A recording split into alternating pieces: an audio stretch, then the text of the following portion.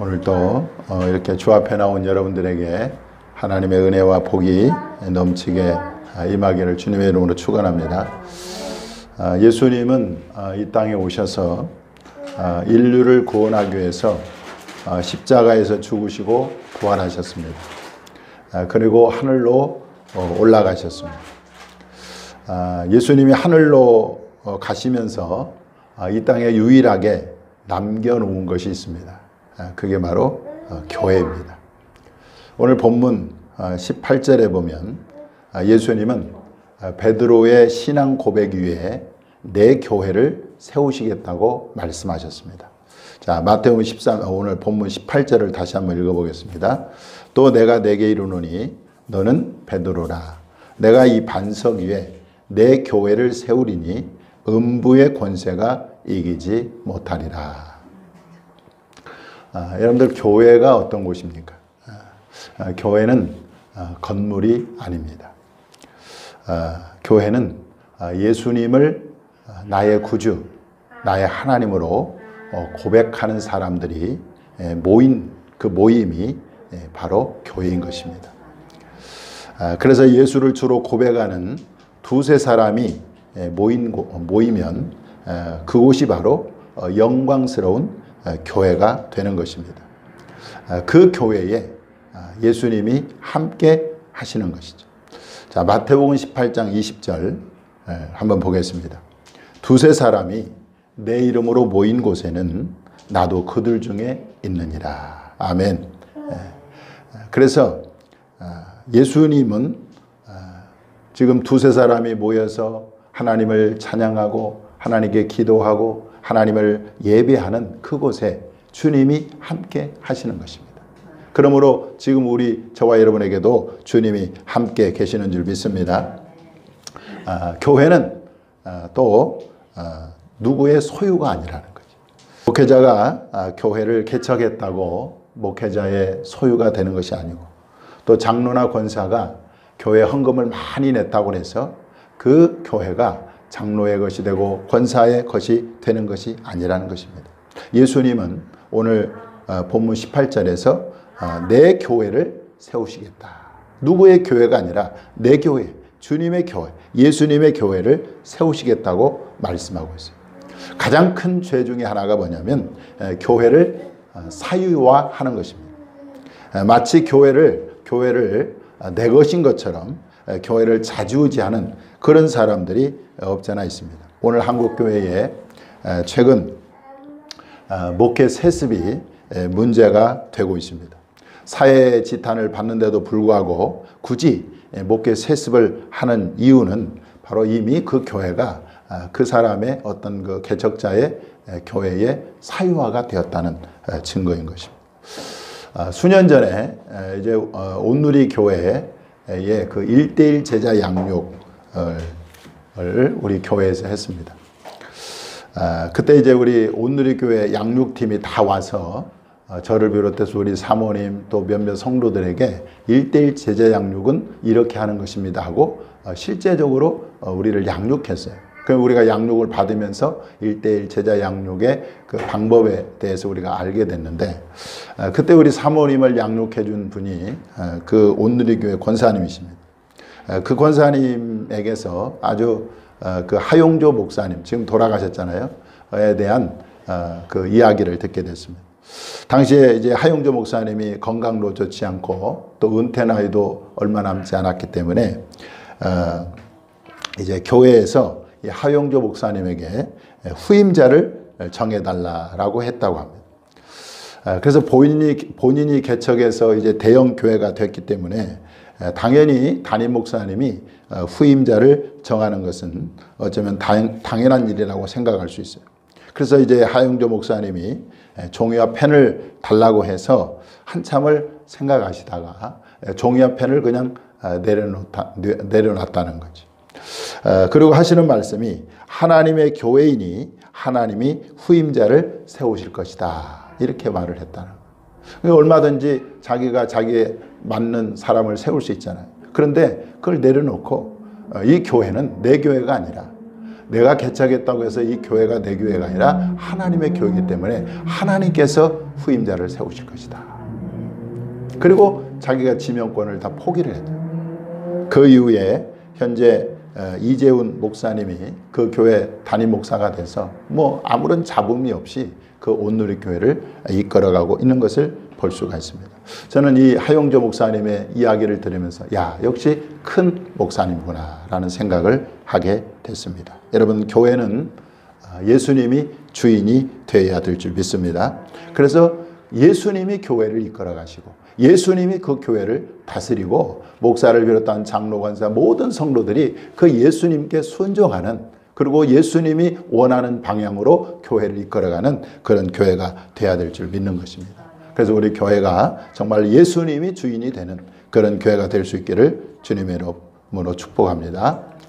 자, 교회는 또 어떤 곳인가? 음부의 권세가 이기지 못한다. 오늘 18절에 주님이 말씀하고 있어요. 마귀는 초장부터 이 교회를 없애려고 초대교회에 어마어마한 박해를 했습니다. 그래서 스데반 집사가 돌에 맞아 순교하고, 또 12사도 중에 하나인 야고보 사도도 칼에 순교를 하고, 그리고 당시의 종교 지도자들이 뭡니까?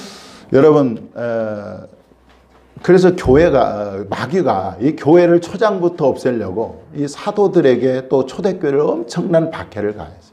그래서 종교 지도자들을 이용을 해가지고 예수 믿는 사람을 잡아다가 감옥에 가두고 또 매를 때리고, 그리고 예수님의 이름으로 말하거나 전하지 말라고 위협하고 막 그런 일들을 했습니다.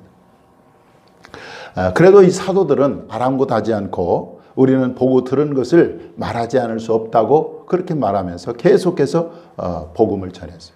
자, 그때 당시 그 모든 유대인들에게 존경받는 그런 율법 학자가 있습니다. 그 사람이 바로 이 가말리엘인데, 이 가말리엘이 그 종교 지도자들에게 아주 현명한 그 조언을 했어요. 무슨 조언을 했냐면, 자, 사도행전 5장 38절 39절을 한번 보겠습니다. 자, 한번 읽어볼까요? 시작. 이제 내가 너희에게 말하노니 이 사람들을 상관하지 말고 버려두라. 이 사상과 이 소행이 사람으로부터 났으면 무너질 것이요, 만일 하나님께로부터 났으면 너희가 그들을 무너뜨릴 수 없겠고 도리어 하나님을 대적하는 자가 될까 하노라 하니. 아멘. 하나님으로부터 났으면 너희가 그들을 무너뜨릴 수 없겠고. 그래서 마귀는 종교 지도자를 통해서 교회를 없이하고 그리고 무너뜨리려고 했지만 철저하게 실패를 했습니다. 교회는 계속해서 온 유대로, 그리고 사마리아로, 그리고 이디오피아 내시를 통해서 아프리카로, 그리고 소아시아로, 그리고 유럽으로 퍼져 나갔던 것입니다. 마귀가 우리 교회도 얼마나 많은 공격을 했는지 모릅니다. 먼저 저를 넘어뜨리려고 얼마나 공격했는지 몰라요. 왜냐하면 제가 하나 넘어지면 이 교회 깨어지는 것은 쉽잖아요. 그래도 저 역시 마찬가지로 때로는 넘어지기도 하고 깨어지기도 하고 그랬습니다. 그런데 그때마다 예수님은 저를 다시 일으켜 세우셨습니다. 잠언 24장 16절에 보니까 대저 의인은 7번 넘어질지라도 다시 일어나려니와 그랬어요. 또 시편 37편 23절 24절 한번 보겠습니다. 여호와께서 사람의 걸음을 정하시고 그의 길을 기뻐하시나니 그는 넘어지나 아주 엎드려지지 아니하면 여호와께서 그의 손으로 붙드심이로다. 할렐루야. 저도 수없이 넘어졌어요. 그래서 목회를 못할 정도가 될 정도로 그렇게 됐지만 하나님께서 그때마다 저를 세우시고 또 세우시고 또 세우시고, 그래서 마귀의 공격은 실패로 돌아가고 말았습니다. 또 마귀는요, 질병으로 우리 가정을 공격했습니다. 마귀가 얼마나 간교한지 우리 교회가 개척한 그 해에 우리 아들이 재빈 판정을 받게 했습니다. 그러니까 교회를 개척함과 동시에 주한이가 재생불량성 빈혈 판정을 받은 2006년도에. 그러니 여러분, 집안에 아기가 아픈데 어떻게 마음이 얼마나 그 목회에 집중할 수가 없잖아요. 그렇게 해서 마귀가 이 교회를 쓰러뜨리려고 했다는 거죠. 그런데 하나님은요, 2009년도에 새 말씀에 우리 아들에게 치유의 말씀, 약속의 말씀을 주셨어요. 그 말씀이 어떤 말씀이냐? 마가복음 5장 34절 한번 읽어보겠습니다. 시작. 예수께서 이르시되 따라 내 믿음이 너를 구원하였으니 평안히 가라. 내 병에서 놓여 건강할지어다.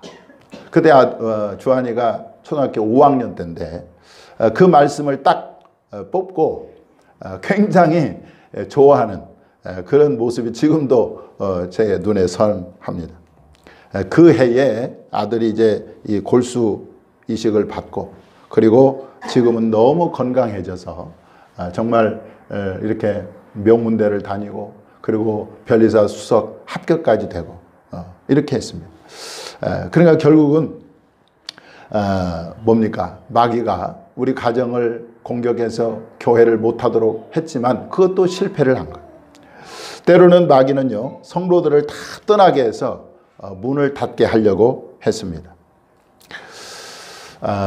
그 성도들이 없으니까 여러분들 재정이 안 되잖아요. 그러면 교회가 문을 닫는 이유는 이 재정이 안 되기 때문에 문을 닫거든요. 월세를 못 내고 또 재정이 안 되면 문을 닫는데 희한하게 하나님께서 성도들이 없을 때도 여전히 하나님께서 재정을 공급하셨어요. 그래서 이 교회를 지금까지도 건재하게 하신 것입니다. 그래서 마귀가 우리 교회 역시도 계속 넘어뜨리려고 그리고 세우지 못하게 하려고 끊임없는 공격이 있었지만 그러나 마귀의 공격은 실패로 돌아가고 말았습니다. 그래서 우리 꿈꾸는 교회가 비록 작은 교회지만 여러분들 마귀의 공격에도 살아남은 내공 있는 교회인 줄 믿습니다. 몇 주 전에 한 권사님이 우리 교회에 오셔서 이제 그 장어와 장어탕을 주고 가셨어요. 그 아들이 그 장어집을 하는데 이분은 이제 제가 전도하다가 만난 권사님이십니다. 그래서 이제 가끔 잊어버릴 말 할 때면 그렇게 장어하고 또 장어탕하고 주셔서 저희를 이렇게 섬겨주시는 권사님이신데 언젠가 이 권사님이 저에게 말하기를 자기는 자기 친구에게 우리 교회, 우리 꿈꾸는 교회를 간증을 한다는 거예요. 그래서 무슨 간증을 하나 물어봤더니 자기 친구에게 자기가 그렇게 얘기한답니다. 아주 어려운 가운데서도 끝까지 목회를 포기하지 않고 지금까지 잘 감당하고 있는 목사님이 계신다. 그 목사님은 참 내가 볼 때 너무 훌륭하다. 이렇게 우리 교회와 우리 저를 간증하고 칭찬을 한다고 제가 그 권사님이 저에게 말씀을 해주셨습니다. 여러분 주님이 세우신 교회는요, 음부의 권세가 이기지 못하는 것입니다. 이 교회에 소속된 여러분들 하나님께서 반드시 축복해 주실 줄 믿습니다. 자, 교회는 어떤 곳이냐? 교회는 이 땅의 유일한 소망이라. 유일한 소망. 예수님이 이 땅에 교회를 세우신 이유는 이 교회를 통해서 영혼들을 구원하시기 위함이라는 것입니다. 여러분 이 땅에서 구원받을 수 있는 곳은 오직 교회밖에 없는 거예요. 교회. 할렐루야. 자, 사도행전 2장 46절 47절을 한번 보겠습니다. 시작. 날마다 마음을 같이하여 성전에 모이기를 힘쓰고 집에서 떡을 떼며 기쁨과 순전한 마음으로 음식을 먹고 하나님을 찬미하며 또 온 백성에게 칭송을 받으니 주께서 구원받는 사람을 날마다 더하게 하시니라. 할렐루야. 네. 하나님께 주께서 구원받는 사람을 날마다 더하게 하셨다. 그렇게 말씀합니다. 블러신학교 교회 성장학 교수였던 이 피터 와그너 박사는 이렇게 얘기를 했습니다. 교회는 사람들이 구원받을 수 있는 유일한 장소이다. 교회 이외에 어떤 기관도 이 요구사항을 충족시켜 줄 수 없다. 그렇게 얘기를 했습니다. 또 감리교 창시자인 요한 웨슬레는 이렇게 말했습니다. 교회가 망하면 구원받을 사람이 없어진다. 이렇게 얘기했습니다. 또 독일의 정치가 비스마르크는 이렇게 얘기했습니다. 교회가 많은 나라는 망하지 않는다. 그래서 경찰서보다 교회를 더 지어야 한다. 할렐루야. 예. 우리나라 대표적인 종교가 세 개가 있잖아요. 불교와 또 천주교와 기독교가 있습니다. 그런데 여러분들 가만히 보세요. 언론이든 또 사회에서 보면, 세상에서 보면요, 유독 누구를 공격하죠? 기독교를 공격합니다. 여러분들 불교나 천주교가 잘못이 없을까요? 아니에요. 그들도 잘못이 많아요. 그런데 교회가 잘못하면은요, 침소붕괴해서 막 공격을 합니다. 그런데 왜 그럴까? 왜 그러냐면 교회만이 유일하게 구원을 줄 수 있기 때문에 마귀가 집중적으로 교회만을 타겟으로 그렇게 공격을 하고 있는 것입니다. 어떤 사람들은 교회가 너무 많다고 말을 합니다. 그런데 여러분 보세요. 술집이 많다고 하는 사람, 술집이 너무 많아, 이런 사람 있어요? 없어요. 교회 많은 것 때문에, 교회 많은 것은 이상하게 사람들이 교회 많다고 그렇게 비판하는 것을 볼 수가 있는데, 여러분, 건전한 교회라면 교회가 많으면 많을수록 좋다고 저는 생각이 듭니다. 왜냐하면 교회만이 사람을 구원할 수 있기 때문에 그렇습니다. 우리 교회가 정말 영혼을 구원하는 그런 교회가 될 수 있기를 주님의 이름으로 축원합니다. 자, 그 다음에 교회는 어떤 곳이냐? 교회는요, 그리스도의 몸이에요. 그리스도의 몸. 사도 바울은 처음에 예수 믿기 전에는 교회를 박해하는 그런 박해자였습니다. 그래서 이제 예루살렘에서 많은 성도들을 잡아다가 그 다음에 신문하고, 그 다음에 벌하고, 그 다음에 감옥에 가두고, 그런데 여기 이것도 모자라서 이제 외국인 다마스쿠스라고 해서 다메섹으로 이제 그 성도들을 잡으러 가다가 정오에 빛 가운데 나타나신 예수님을 만나게 됩니다. 자, 예수님이 그에게 나타나셔서 놀라운 말씀을 하세요. 자, 사도행전 9장 3절에서 5절 말씀을 한번 읽어보겠습니다. 시작. 사울이 길을 가다가 다메섹에 가까이 이르더니 호련히 하늘로부터 빛이 그를 둘러 비추는지라. 땅에 엎드러져 들으며 소리가 있어 이르시되 사울아 사울아 내가 어찌하여 나를 박해하느냐 하시거늘 대답하되 주여 누구시니까 이르시되 나는 네가 박해하는 예수라. 자, 여러분 보세요. 사울은 이제 바울이 예수 믿기 전에 이름이 사울이에요. 사울. 예수 믿은 후에 바울로 바뀌어졌잖아요. 근데 사울이 지금 누구를 박해하고 있어요? 교회를 박해하고 있어요. 성도들을 박해하고 있어요. 그런데 예수님은 지금 누구를 박해한다고 그래요? 자신을 박해한다. 왜 나를 박해하느냐? 그렇게 말씀하고 있지 않습니까? 따라서 예수님은 교회와 자신을 어떻게 해요? 동일하게 보고 있어요. 동일시하고 있다. 그러니까 교회를 박해하는 것은 곧 예수님을 박해하는 거예요. 성도를 박해하는 것은 곧 예수님을 박해하는 거예요. 왜 그렇습니까? 교회가 바로 주님의 몸이기 때문에 그래요. 자, 에베소서 1장 23절 한번 볼까요? 시작. 교회는 그의 몸이니 만물 안에서 만물을 충만하게 하시는 이의 충만함이니라. 아멘. 교회는 그의 몸이에요. 그래서 여러분, 그래서 교회가 예수 그리스도의 몸이기 때문에 여러분들 교회를 사랑하는 것은 곧 주님을 사랑하는 것입니다. 교회를 가까이 하는 것은 곧 예수님을 가까이 하는 거예요. 교회를 섬기는 것은 곧 누구를 섬기는 것입니까? 예수님을 섬기는 것입니다. 여러분, 하나님은요, 교회를 통해서 성도들에게 복을 주실 줄 믿습니다. 저는 이걸 아주 그냥 100% 확신할 수 있어요. 하나님은요, 반드시 이 교회를 통해서 성도들에게 복이 흘러가게 그렇게 해놓으셨어요.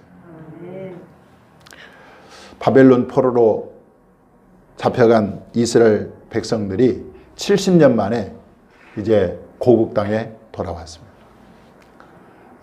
그래서 그들이 하나님의 파괴된 성전을 지어야 되는데 성전을 짓다가 어려움이 있으니까 그냥 성전 짓는 것을 중단하고 자기 집 꾸미는데 바빴어요. 그랬더니 하나님께서 뭐라고 책망하시느냐. 자, 학개 1장 3절 4절 한번 볼까요? 시작.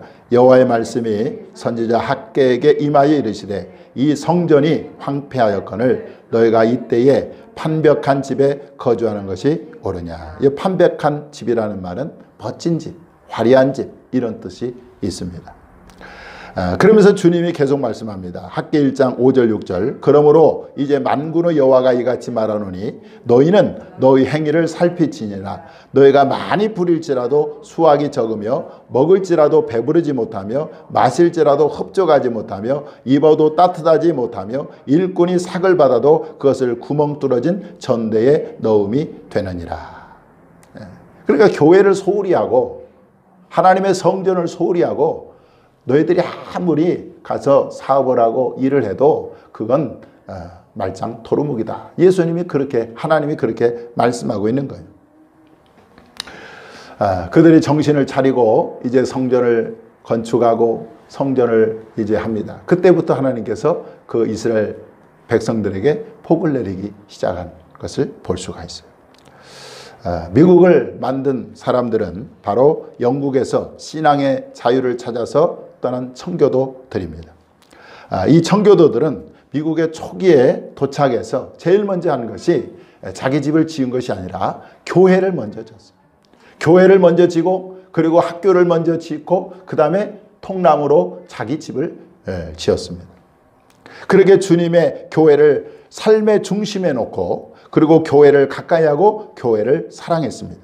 그런 조상들의 영향으로 지금도 미국 대통령 취임할 때 성경책에다가 손을 얹고 대통령이 취임 연설을 하는 것을 볼 수가 있어요. 미국 1달러 지폐에는 In God we trust. 우리는 하나님을 믿는다. 이렇게 적혀 있습니다. 이런 미국을 하나님은 축복하셔서 세계 최강대국이 되게 하셨어요. 지금도요, 미국을 상대할 나라가 없는 거예요. 자, 시편 22편 6절을 한번 보겠습니다. 시작. 예루살렘을 위하여 평안을 구하라. 예루살렘을 사랑하는 자는 형통하리로다. 여기서 예루살렘은 바로 영적으로 보면 오늘날 교회를 의미하는 것입니다. 교회를 위해서 평안을 구하고 교회를 사랑하라. 사랑하라는 것이죠. 그러면 어떻게 돼요? 형통하게 된다는 것입니다. 말씀을 정리합니다. 여러분, 이 교회는 예수님께서 피로 값주고 산 몸된 교회가 되는 거예요. 그러므로 이 교회를 위해서 정말 교회를 사랑하고 또 교회를 섬기고 또 교회를 가까이 하고 그런 성도에게 하나님께서는 형통의 복 축복하실 줄 믿는 것입니다. 이런 성도들이 다 될 수 있기를 주님의 이름으로 축원합니다. 기도하겠습니다.